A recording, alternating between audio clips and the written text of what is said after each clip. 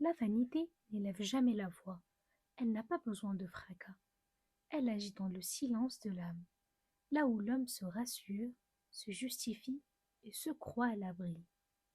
C'est précisément cette illusion tranquille qu'Abu Hamid al-Ghazali entreprend de dissiper dans De la condamnation de la vanité, l'un des traités les plus subtils et les plus redoutables de la revivification des sciences de la religion. Pour al-Ghazali, la vanité n'est pas une simple erreur morale, elle est une forme d'ignorance profonde. L'homme croit être dans le vrai alors qu'il est trompé. Il se pense en sécurité alors qu'il est en danger. Il s'imagine sur le chemin alors qu'il s'en est déjà écarté. La vanité, explique-t-il, consiste à s'apaiser intérieurement sur une chose qui flatte la passion, en s'appuyant sur un raisonnement défectueux ou une illusion séduisante. Ce livre montre avec une précision implacable que la vanité peut toucher tous les profils.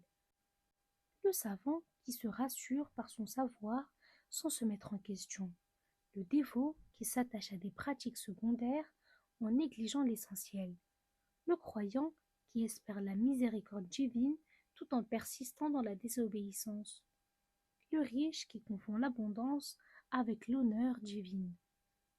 Tous peuvent être dupés, non par une ignorance apparente, mais par un faux sentiment de lucidité.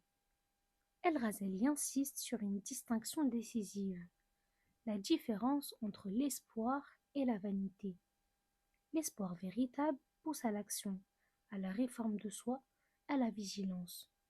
La vanité, elle, endort.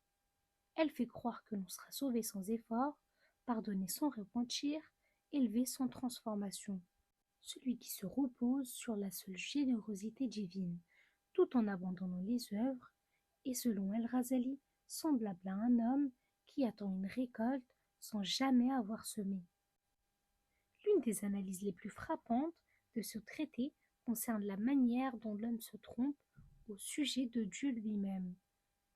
Il interprète les bienfaits matériels comme des signes d'élection et les épreuves comme des marques de rejet. El-Ghazali renverse cette lecture naïve. L'abondance peut être une épreuve, voire une ruse progressive, tandis que la privation peut être une protection. Dieu donne parfois à celui qu'il délaisse et éprouve celui qu'il aime. La vanité, dans cette perspective, devient un aveuglement spirituel. L'homme regarde le monde avec des critères inversés. Il privilégie l'immédiat sur l'éternel, le visible sur le certain, le plaisir présent sur la vérité durable. El-Ghazali démonte méthodiquement ces raisonnements fallacieux, montrant que l'homme accepte dans sa vie quotidienne de différer un plaisir pour un bénéfice futur, dans le commerce, la médecine, le travail, mais refuse cette logique dès qu'il s'agit de l'au-delà. Ce livre est aussi un appel à la vigilance intellectuelle. El-Ghazali y montre que le diable ne trompe jamais par des mensonges grossiers, mais par des vérités partielles, des analogies séduisantes, des raisonnements apparemment cohérents. La vanité n'est rarement de l'ignorance brute. Elle naît de la confusion entre ce qui est vrai en général et ce qui est faux dans un cas particulier.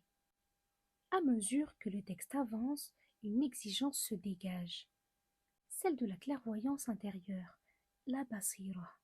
Sans elle, la foi reste fragile, l'espoir se transforme en illusion et la pratique religieuse peut devenir un simple décor.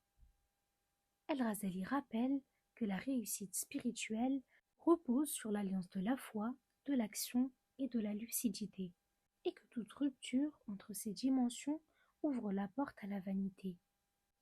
Lire De la condamnation de la vanité, c'est accepter de voir ce que l'âme préfère souvent ignorer. C'est apprendre à se méfier de ses propres certitudes, à interroger ses raisonnements, à craindre ce qui rassure trop facilement. Ce livre ne flatte pas le lecteur, il l'éveille. Il ne console pas, il alerte. Et c'est précisément cette rigueur qui en fait un texte indispensable pour quiconque cherche une voie spirituelle fondée sur la vérité plutôt que sur l'illusion.